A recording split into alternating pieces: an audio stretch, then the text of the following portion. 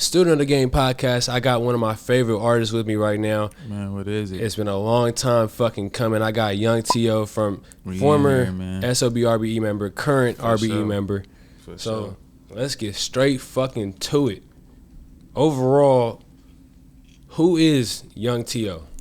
I'm a fan asking, keep in mind. Yeah, I say just a regular nigga, you feel me, from Vallejo, California, that just happened to fuck with the music shit. Break down your whole your career for me. Basically, you told me like when we spoke outside of this, you said it started in a garage and it became this huge superstardom. So take it back to the very beginning. Shit. How did the RBE side start? Shit. Okay. So a nigga started making beats and shit when I was like 6 years old, you feel me? When that nigga was my uncle G-Rod and my uncle Young L, rest in peace, you feel me, who I got on my chain and shit with my cousin. Yep. He had my uncle Young L, he was rapping, and my uncle G-Rod, he was making beats, you feel me? So that's really what started me off in the music shit, because I was just around them, like just soaking it up. So I used to go. Did that start rapping or did that start singing? Or that just started beats in general? Nah, that just started me making beats first. Hell yeah. So when I was like six, I started making beats. I used to fuck with the Fruity Loops and shit, just the little loops and shit, nothing too serious. A nigga was fucking with that. Then a nigga made like his first song. It was me and my two cousins, my cousin Streets, you feel me? Rest in peace. Flex City. And my and then my cousin Shannon. And we had made a song. It was I forgot what that shit was called, but I was Mac 1 at the time. My cousin Streets was Young Static, I think, at the time. And, so where was this at the time? Was this in Vallejo? This is Vallejo. This was I moved from the east to Rancho. I was living in American King, then I moved to the east, went to Pennycook, then I moved from American King to Rancho first, went to Dan Mini, then I moved to the east, went to Pennycook, then I moved to the north. So when did you end up in the north, in North Vallejo? I ended up in North Vallejo in like third grade.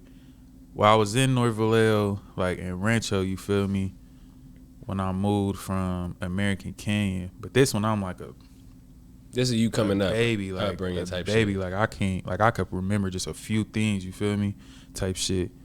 But I was damn near, I ain't gonna lie, I was born in Sutter, but I damn near, like the first house I lived in was damn near in the east, I think. Yeah, it was in the east for sure. I lived in the east first, then we moved to American Canyon, then we moved to Rancho. So you were 6 years old making beats all over Vallejo. This was in Rancho. This is in Rancho. Yeah, okay, this was in Rancho. Keep going on that. This was in Rancho. This was when I was like 6 years old. I was living in Rancho. I was 6. I started making beats. I was fucking with the Fruity Loops and shit, you feel me? Then by the time I turned like, this around, gotta be around like 7 or some shit like that, a nigga moved to the east. When I was living in the east, that's when I was going to Pennycook. That's when I made my first song. You feel me? But I wasn't taking that shit serious at the time. I just made my first song. Then when I turned about 8, that's when I really like started wanting to rap for real. They had Ozcat Radio in Vallejo. It was this radio station we had called Ozcat Radio, you feel me? And like I was a young nigga. I was doing like stage time and all that, and like the DJs and shit, like Erica Blue, hell, people used to fuck with me, like, cause I was just, you know, the little nigga rapping, just some cute shit, you feel me? It's just like, they was fucking with it. So, I did that. We was doing stage time, like where they teach you how to perform and all that shit. Then my grandma started like believing in that shit. Yeah. So my grandma started like basically managing me once I made my first, like my first real song that I put out that's still on the internet right now was number 23. That shit on the internet right now. You go look it up. Like I probably for put sure it slap in a that few shit videos. after this. That shit, Mac 1 the Beast, bro. I shot that video. I was like 8 or 9, like 9, somewhere around there. I shot the music video and shit.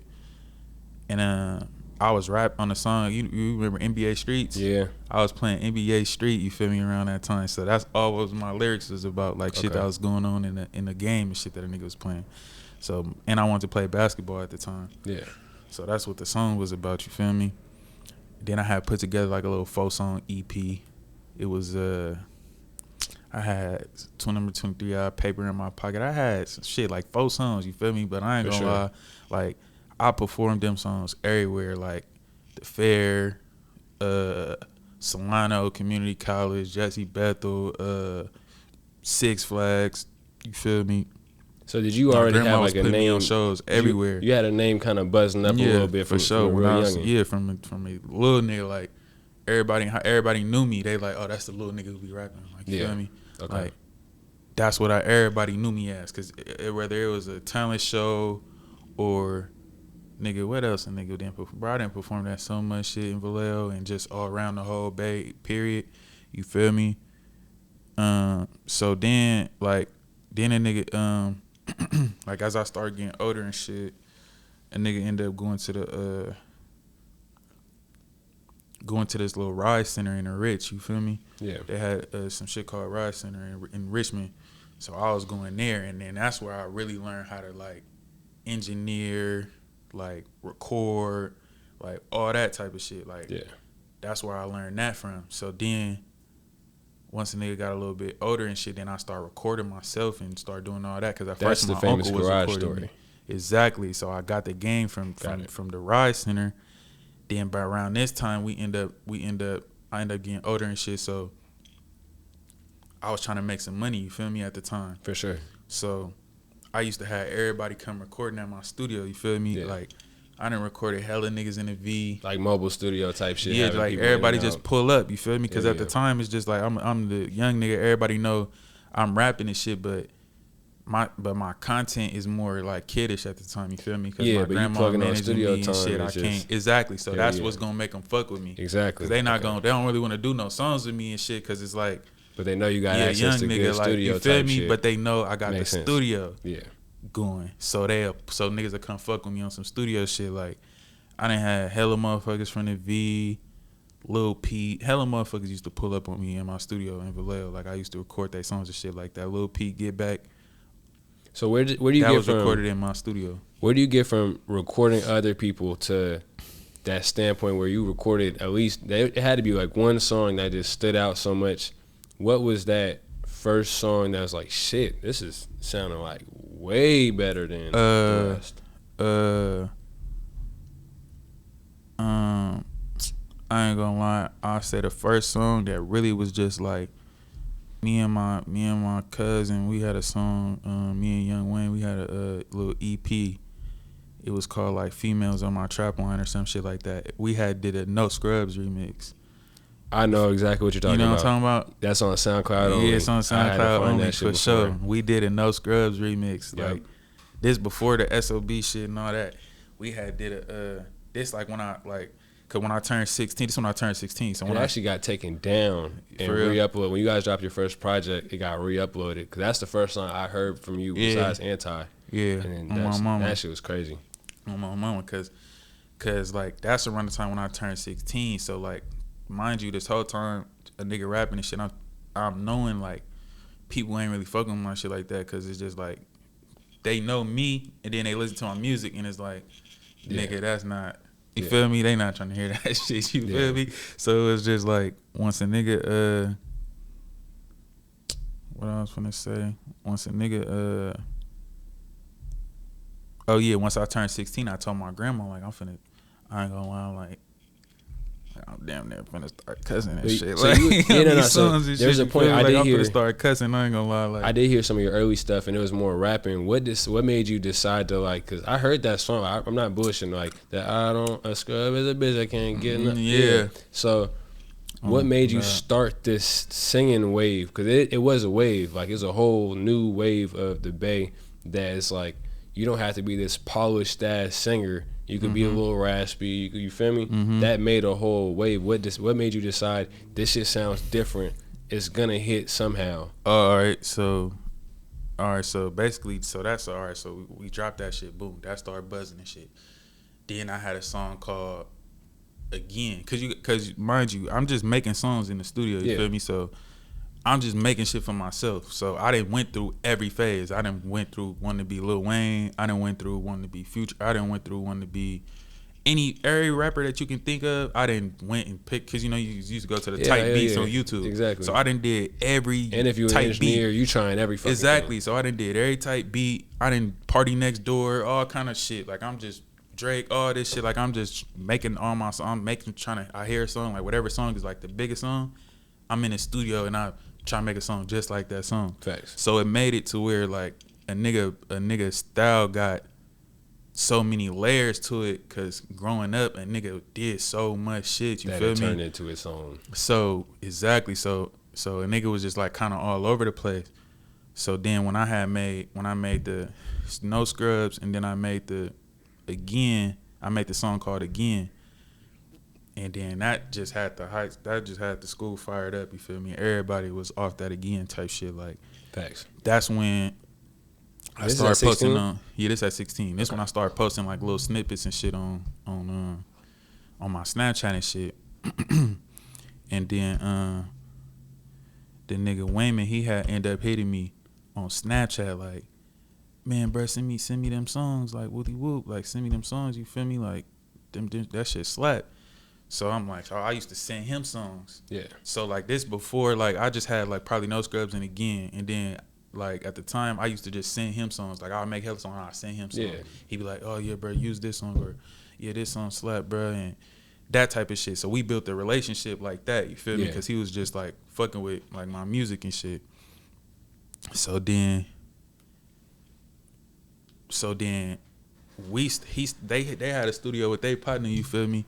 They had a studio with their partner, but their partner didn't really know how to do the mix and shit like that. That engineer. So then, like, I came over there a few times, like, trying to show them how to do the shit or whatever.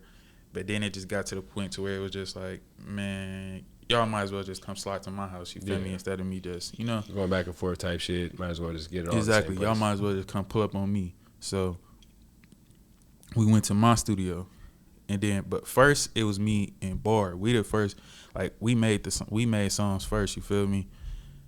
By Bar, you're talking about Slim. Yeah, I'm talking about Slimmy. Okay. We made songs first. So we had ended up making a few songs.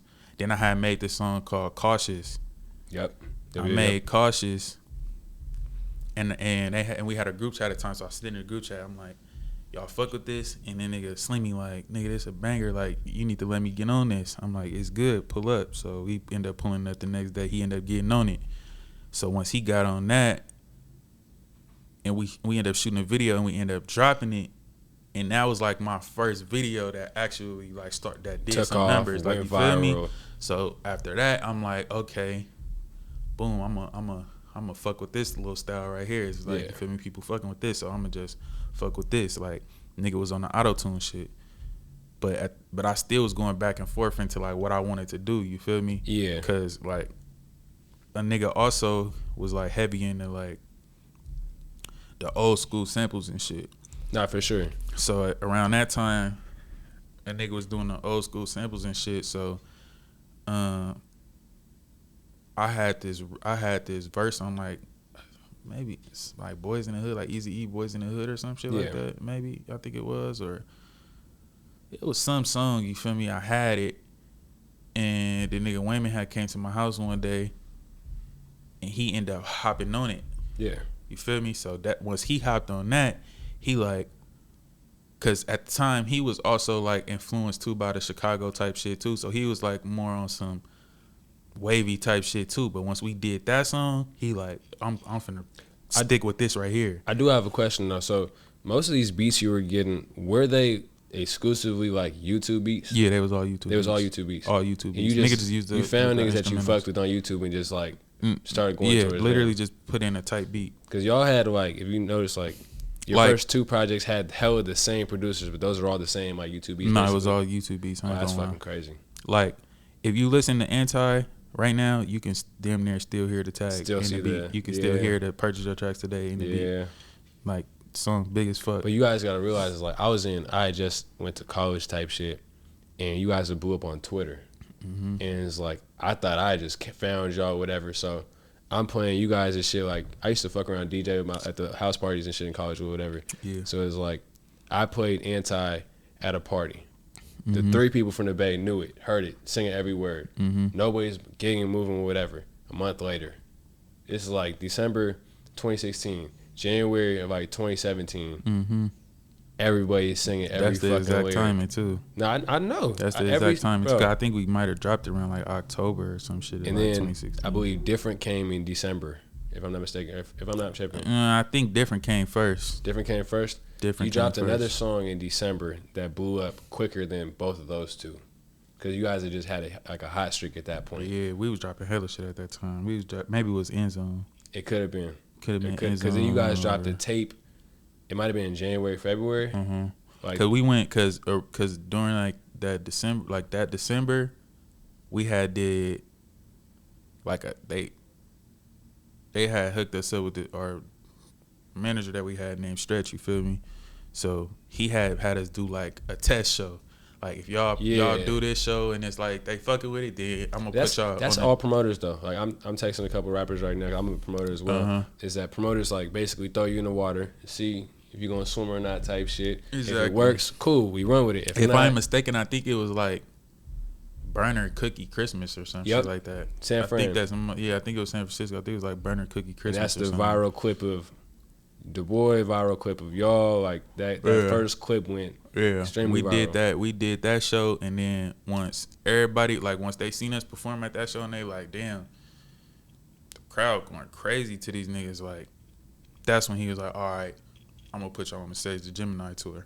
So we went, on the stage, the Gemini tour, like that top of the next year, like January, February. Once we came back from that, you gotta understand, like, from a fan's perspective, and I hadn't found my wave as an artist yet. So I was like seeing y'all blow up, and we were the same age type shit, and it's like that shit was everything. You feel me? So it's like, it wasn't just like oh yeah, they blew up, they got some songs, whatever. Seeing somebody your age making the music that you wanted them, you feel me? That shit was everything to rappers. And you won't get the credit, like, if you will in person, but they won't go around talking. I publicly state that shit was everything to every rapper artist. No, for sure. Like, niggas out of high school and niggas like going into college type shit. That was the dream for real. Nah, you see, like, that was a dream for real. They had, for those of y'all who don't know, I was in 11th grade. Yeah, for those of y'all who don't know, they came off of having fucking Adidas commercials shot at their shows. For sure. Coming off of platinum albums with Kendrick Lamar. So I ain't gonna lie, we shot Adidas campaign in the sucker section, nigga. When we did our Adidas campaign, we did that shit in Vallejo in the sucker section. You did one in Vallejo. The show was in Fresno, if you remember that.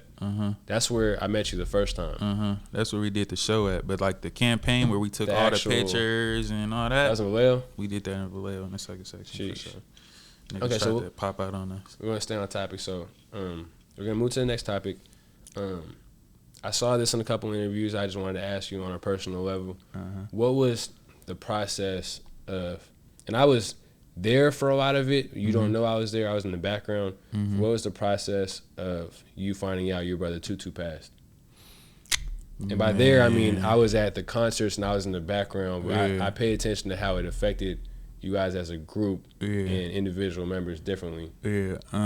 Shit, I ain't gonna lie. I was man, I had just pulled up on my nigga Sheik and Tutu, cause I was finna go. You feel me? Do some other shit. So I had asked them niggas to like give me like grab a bottle for me, grab me a Henny bottle from the store from Boss Market. So them niggas ended up grabbing me a bottle. So I ended up pulling on the block right quick, whoop, grabbed the bottle. Them niggas ended up going to the Jets. Man, I ended up getting a call from Tutu or something. He was telling me he was out there. Whoop, I was telling him like, man, like, I ain't gonna lie, y'all niggas might as well spin out with the whoop. You feel me? Cause I'm finna spin off, like, you feel me? Like I ain't finna be able to pull up. So I told him like when bruh come, you feel me, spin off, like type shit. But so I'm where I'm at. I'm not even paying attention to my phone. Like I don't even got my phone. So once I'm finished doing what I'm doing, I grab my phone and I'm got like hella missed calls. You feel me?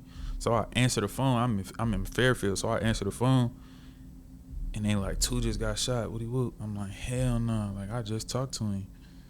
So we ended up going to Kaiser and the V. They was like, he good and shit, everything gonna be good. So we all in the parking lot, like we hella deep in the parking lot, like a Kaiser. Like waiting it out. Yeah, like they like, he gonna be good, all the shit. So we out there for like 20 minutes. Then out of nowhere, like, you just hear somebody come running out the hospital screaming, yelling, no, this and all that. I'm like, what the fuck? Like, what the? Yeah, what the fuck is going on type shit? Yeah, then they like, he gone. She screaming, he gone, all this. It was over after that. And so, was that, I don't mean to skip around, but was Tutu passing, was that in the middle of what you were already going through with the group, or did that start hell nah. That was early. That was early, like. Okay. Like, that was like just about to take off. Like, he didn't even really get to see, like, he got to see us go crazy to start, like, in the Bay, but like right after that is when we went on our first like real tour. Okay. Around the whole United States, you feel me? Yeah. So he didn't even get to see us really hit the road, like, and love that we was getting everywhere else. He got to see the love we was getting in the hood and in the Bay and all that, but he died like right before we took off, like, you feel me, national type shit. So it's like, I ain't gonna lie, like, this again from a fan's perspective, you've lived a once in a lifetime, and you're definitely still up there, but like, there's a reason why artists are chosen for success. So you lived a once in a lifetime situation, and I spoke very closely to Du Bois. I know Bar. I speak to you often. Would you ever take anything back that? This is from a fan and from a friend asking. Would you take anything back that happened on your behalf, or contributing to the problem of the group splitting up? Because splitting up. We talked about the specific problem of what it was, but is there ways that you would have went about it different, knowing that you guys were blessed in this way? Because there's rappers that are like never see performing in front of 100 people. Like, you guys perform in front of hella shows. I've done 250, 500 shows, whatever. But there's rappers that aren't even getting booked at all. You feel me? Would you take anything back for that opportunity to shine again in that major way? I say probably the only thing that niggas could have took back to keep that shit going is once shit start happening, we should have all just got out the way and just rocked with each other and kept it like that. You feel me? I saw in an interview we was too caught up in like what was going where on, I'm from, where you from, type shit. You feel me? If we would have just said fuck where we both from and we just finna get out the way like we was originally supposed to do, and we all would have just like me, Sheik, or we would have just all moved out the way, like, and just got out the mix. Do you think that was a round table meeting though? That was some shit that could have been so simple. Yeah, I think we had the meetings before. And like, I don't like to place blame and shit like that. But you guys even have phone calls after. I spoke to both of y'all. I feel like phone calls afterwards. I don't think it's nothing that we could have. It's maybe some things we could have did, but I think more than anything, the older people that was around us should have did better. You feel me? Because you guys gotta think we some young niggas at the time. You're still young now. We young niggas at the time. So, but niggas is older now though. Yeah. But niggas real young niggas at the time. Man, y'all still. So the older niggas young though. No, like, for sure. But the older niggas that was around us, like that didn't seen this shit all before, they was supposed to grab niggas up and shield niggas from that shit. You feel me? Keep niggas out that shit. But instead niggas was on some like niggas ain't on some protect the bag type shit. You feel me? Niggas ain't even on some protect the bag type shit or some protect the little niggas type shit. You feel me? Niggas should have just grabbed us up and. So I do have a question though. On the protected bag sense, do you feel like that was more like you had a great management team at the time as far as getting you guys out there? You had Seaside Stretch. Do you feel like he should have played a bigger role? This is asking as a friend. Yeah. Do you feel like he should have played a bigger role in saying, look, this is what it is. The bag is right here. Don't waste this once in a lifetime opportunity. Do you feel like he should have played a bigger role in that? if I had some little niggas, you feel me, that I was woody whoop, I would have personally, like, cause for instance, like when Tutu died, right? That's when shit started really getting hectic, right?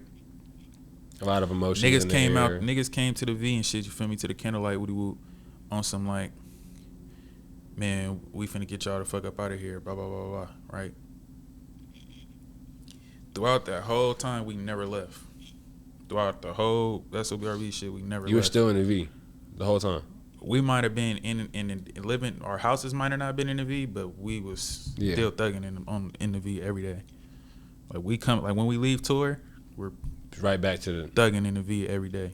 So me personally, like the type of money niggas was getting, bro, you could have, you supposed to go grab a big ass apartment type shit. Go grab a big ass joint out the way and throw niggas the key. Y'all go figure it out. Go get to the joint. Like, get out the way. Stop going. What y'all doing? You feel me? I was just talking to a really. But like I said, I can't place no blame on no man, because but we feel like we grown ass men, but we really childish in the mind at the time. But we feel like we grown ass men. You feel me? Because you taking care of your family, you having this money and shit. So you feel like you growner than what you is. But we was really young at the time to where somebody older should have grabbed niggas like y'all. And being new to money, I feel like, and I was having a conversation with a good friend of mine about this, is that I feel like it's the label and the management's team.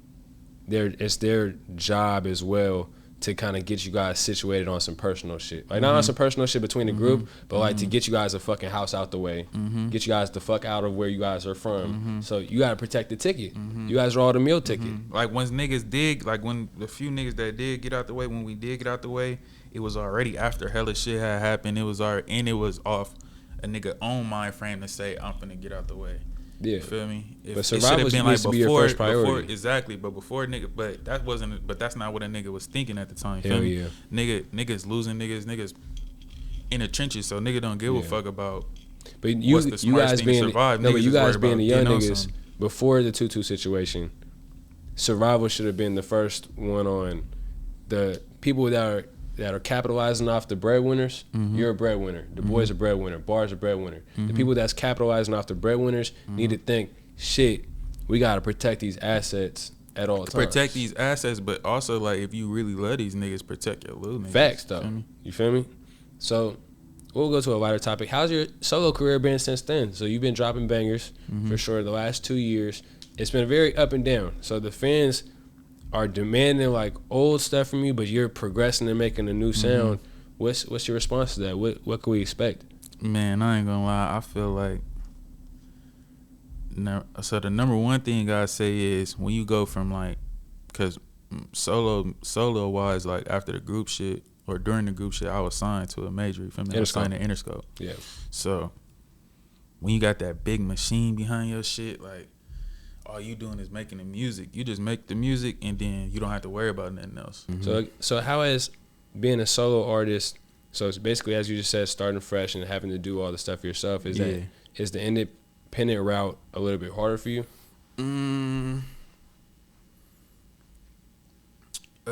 I wouldn't. Yeah, I'd say it's definitely harder because it's like I said, you got to do everything yourself. You feel me? But I also say it's different. How so?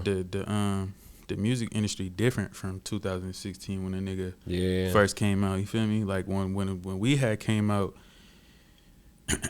it was still like during the process, us and then a lot of people that came around the time we came started getting a lot of money out this independent shit. You feel me? Like, so a lot of the majors and shit start buying up a lot of the loopholes and shit that we had to make shit go, like, at that time. That makes sense. So like you feel me, back in them, like nowadays and shit, like with Spotify playlisting and shit like that, like with the playlists and shit, like the labels got so much control over the playlist now because they got either they owning playlists, and on top of that, it's like they paying the playlist, so therefore all they artists gonna get top priority. You feel me, in rotation compared to like back in them days when we first came out, nigga.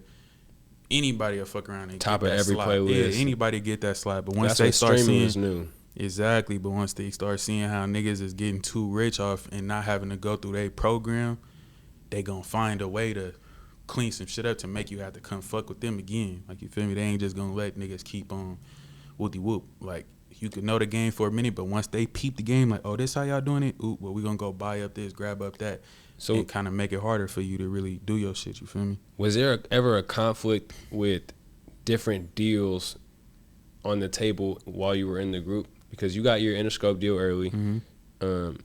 Sneak got his Def Jam deal. I believe G got his Def Jam deal. And there was a bunch of other deals thrown and people took it or didn't take it. Did that ever interfere with the overall success in the group, in your opinion?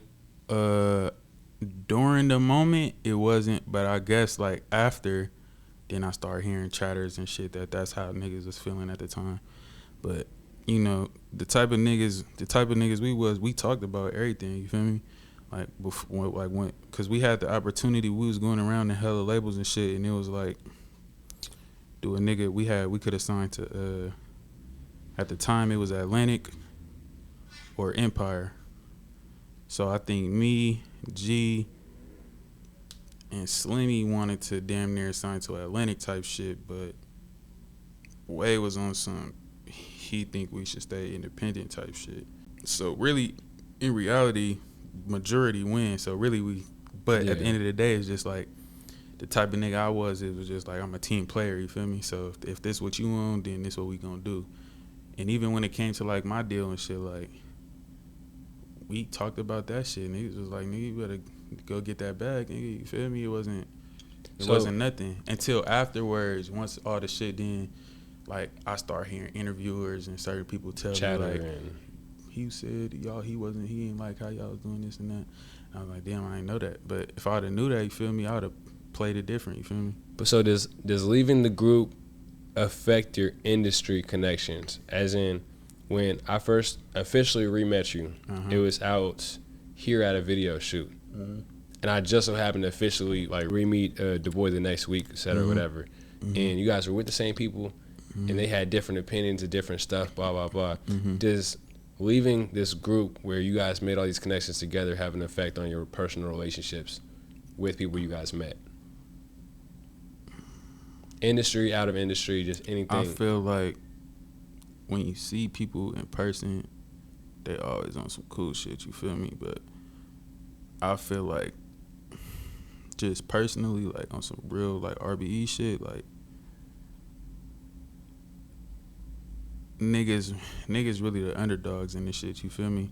Cause like a lot of shit or people that niggas, you feel me, I would say for surely switched up, like, you know, pick their side and shit. But you know, it is what it is. In addition to that, so you bleed a lot of your personal life into your music. And that has caused you to take a break, you've said before. Now, album to album, project to project, you've given... Well, I ain't gonna lie, I don't think I ever really took a break, like, you feel me? You did say you took a mental break, though. What you mean by a mental break when I said that? I just said that? No, it was the last studio session we shot, Remy Nights, and you had said you literally just took a step back for a second. Not off music shit, but just the fame shit in general. Yeah, okay. Nah, for sure. The fame shit, for sure. So for sure. But that's more in it, like, just like mentally how niggas be thinking and how niggas be moving, you feel me? On some like, I feel like fame and shit be fucking people up, like mentally, you feel me? Yeah. Like it be fucking people mind up, and like I notice how like that shit is depressing, you feel me? Like people be really like looking at shit that's on the internet and Instagram and shit, and they be really believing that shit and think that shit real. So when they seeing that shit, like if they can't live up to them standards, you feel me, they really they be depressed, like want to kill themselves, suicidal, like all kind of shit, you feel me? Cause just trying to keep up with an image. A nigga might be flexing Benz in this picture, but these ain't his Benz. A nigga might be in front of the Benz or driving the Benz in this picture, but this not his Benz. You feel me? She might got this makeup on and these filters and all this, but she probably don't look like that outside of that picture. You feel me? But everybody's trying to compare themselves to these highlight moments of everybody else and what they showing you, because they not showing you the real. They showing you their best moments. The wins. Yeah, they showing you their wins and their best moments and making it look good. So that got society fucked up. That got people in real, like, it's the people who disconnect and then they know what's going on in real life, but you got people who so stuck into that world that real life don't matter. Only thing that matter is what's on the internet. And then if you feel me, that's how they go about. Do you feel like you guys life. brought that around though? Because like, as much as like you guys' vision and videos, etc., was such a hype, it also like poisoned a lot of niggas too, because they started trying to live up to you guys' lifestyle, and that was not the reality. So do you feel like you guys brought a flashy culture back to the Bay, if that makes sense? Because the Bay's always been flashy, but you guys came around when Instagram was really booming off, etc. Do you guys feel like you helped contribute to that in a major way? Yeah. Because I remember there was a point on your Instagram, D-Boy's Instagram, Bar's Instagram, G's Instagram, it was nothing but flash. Yeah. It was nothing but money, cars, clothes. For sure. Do you guys feel like you guys contributed in a major way to that? For sure. Okay. For sure. But I think even with me, like, I kind of, like, I still do my shit. I ain't saying that, but it's just like a lot of that shit, like, you know, a nigga was young at the time, you feel me? Like, with certain, like, designer shoes and shit, I could wear designer shoes every day of the week if I want to. But that shit uncomfortable. It hurt my feet. Why would I want to wear these shoes and these motherfuckers hurt my feet? I can't even walk in these motherfuckers, you feel me? Yes, so what am I really wearing these for? Because I know I'm that nigga. I've been that nigga with nothing. Like, I grew up with nothing. I ain't had the J's. I ain't had shit. And I was still that nigga. So I don't need none of this material shit to make me that nigga. So that's more the image that I be trying to give to the young people nowadays, because I noticed that, like you said, like, we did do a lot of that. But a lot of we it. did do There's a lot a point where I remember all you guys posted different pictures in the same 24 hours. But I realized that 10, that's not the people who I speak for, though. I speak for the niggas in the struggle, in the trenches, with the hoes in there, you feel me, with the black dusty Air Forces. I speak for the struggle, you feel me? Like, I struggled my whole life. My family ain't had shit, you feel me? So I don't speak for the flashy, you feel me, been having it since they was little, getting all the clothes and shoes and all that. I don't speak for them niggas. I speak for the motherfuckers who don't got nothing, who nigga going to school bummy every day, but they still making this shit work, you feel me? So with might that be being working said, three fits, recycling 3 fits throughout the whole week, but you make sure you put your shit in the cleaners and dryers and clean your shit up and maybe change a few items, but you make that shit look good, you feel me? That's who I speak for. I speak for the niggas in the struggle. I don't really, with that being said, do you feel like, because you guys built this persona on Instagram, your songs, your music videos, that everything's about the flaws? It wasn't a persona, though. No, not a persona. You guys were really getting to it. I'm not saying built a persona, but you guys built a profile, a public profile of how people seen you. And then, out of nowhere, it was out of nowhere to the fans. Not out of nowhere to you, because it happened. And out of nowhere, you air out dirty laundry. So then it's like this perfect image. Everybody's image of you guys was the perfect image of made it out the struggle. Y'all brothers, y'all made it out. Finally, a story that's successful out of the Bay, that's just winning, 100% winning. And then you air out the dirty laundry on Instagram, and then everybody's like, what the fuck? Unless you're directly involved, you already knew some shit was going down. But at that point, do you think it was fair to the public? Nobody was ready for it, you know what I'm saying? Yeah, all right, I'll say this. Looking back on it, right, because I'm a realist at the end of the day, so I say this. Looking back on it, it's like this, right? Like I said, in my mind, I'm still the same nigga, you feel me? Yeah. So when suckers is posting shit and shit is going on, I'm still entertaining it like I'm that same nigga, you feel me? I'm not looking at it like, yeah, these niggas might be doing this on Instagram and doing that and doing this, but not as many people probably gonna see this as many people gonna see when I do it. So looking back on it, it's like, okay, I ain't do it first, but I'm the bigger one. So, but I'm the bigger one. At that point, though, is it your responsibility, because you can't? You're the brand. You're the breadwinner.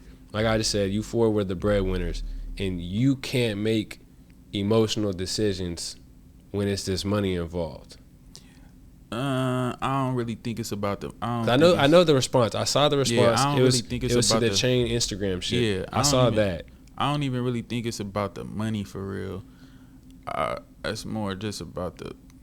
But it is when the respect at the end of the day, because when that point you don't, because at that point you don't really care about the money at that point.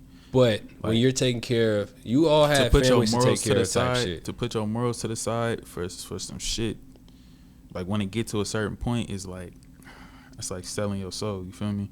So like it get to a point to where it's like, okay, this just what it's finna be. Now, can I admit that that certain shit was done out of emotion? For sure, I can admit that. With the sprinkle alcohol. Yeah. A lot of alcohol and a lot of emotion. I could admit that. You feel me? Like, that's just real shit. But it's just like, you learn. You feel me? You live and you learn. You feel me? When you dedicate so much time and effort and put your life on the line, like fuck the image and fuck the money. Niggas putting their life on the line, their blood on the line about this shit. Fuck taking care of families, nigga. I'm about to be taken away from my family forever about this shit.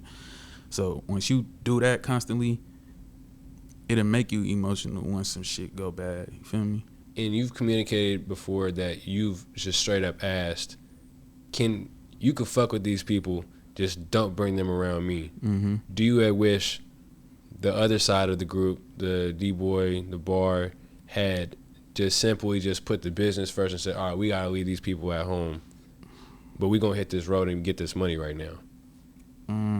Because you did say numerous times that if they could leave them aside and just not bring them around you. I think that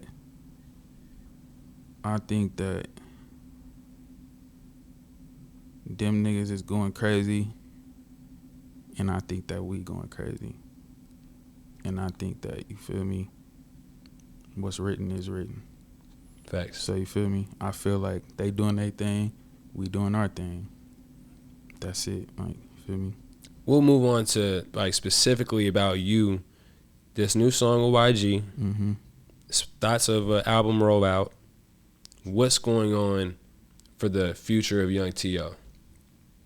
Shit, I just did this little distribution deal, you feel me, with Asylum for this next little album I'm finna drop. So I'm finna drop this Richer, Rather Rich Than Famous. The first single just dropped, YG. I'm finna drop another single next month, Ask the Ops 2. I'm gonna drop another single the month after that, and then the album. Is there any other big features besides YG on the album? Yeah, I got some features on there for sure. I got E40 on that motherfucker. I got some shit on there. Major players on that shit. Yeah, I got, like I said, the next one I'm finna drop with my nigga Pac-Man.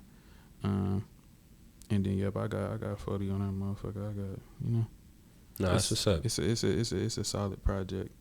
Like I said, as a fan, it's dope to see you still on that hype and still getting out there and still for sure. Because I ain't gonna lie, bro. What this shit with me, bro, is just what I'm pushing is keep going, bro. Don't stop. Keep going. This shit for the, like I told you, this shit for the underdogs. This shit for the trenches. This shit for the struggle. This shit for the motherfuckers who don't get the easy break.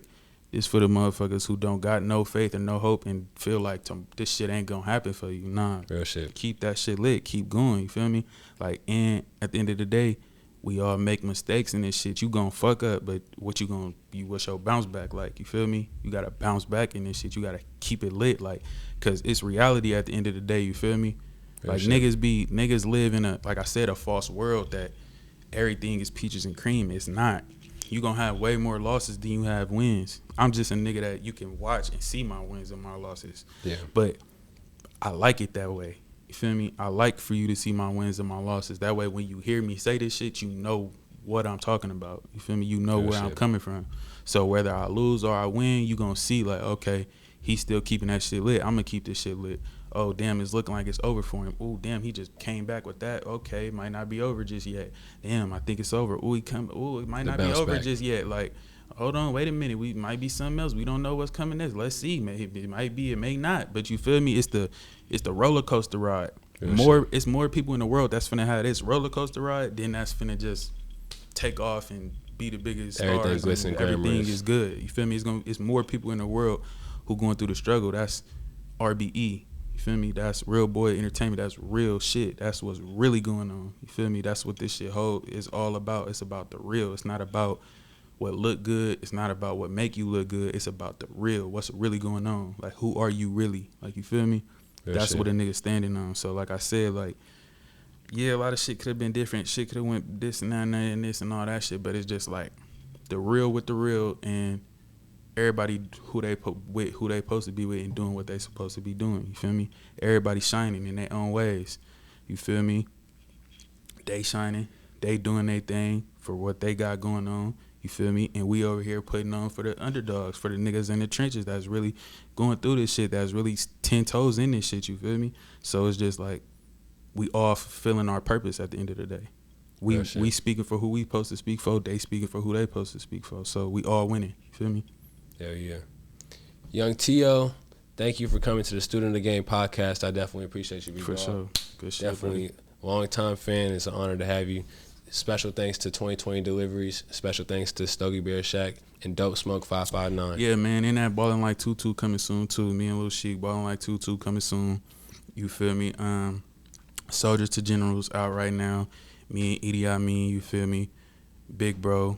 Real outlaw shit. We keeping this shit lit. You feel me? Like I said, this shit for the underdogs. From the motherfuckers coming out the trenches with this shit, bro. That's who we speaking for. That's who we doing this shit for, bro. You feel me? So, like I said, if you don't, when you see us on top and we on top, you know you can do it too. When you see us taking the L and overcoming it, you know you can do it too. That's what this shit is about.